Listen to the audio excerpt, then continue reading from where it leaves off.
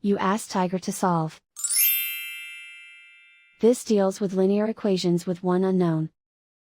The final result is x equals negative 131/2.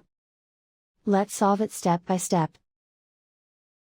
Group all x terms on the left side of the equation. Subtract 3x from both sides. Group like terms.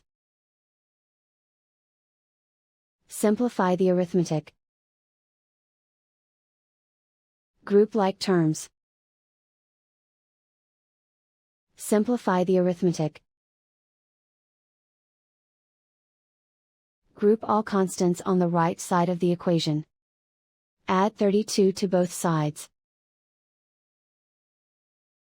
Simplify the arithmetic.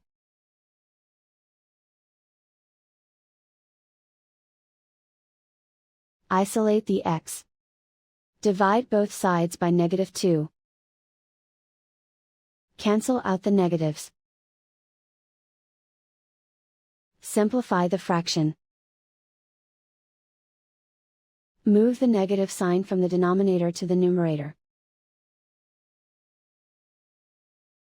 And so the final result is x equals -131/2.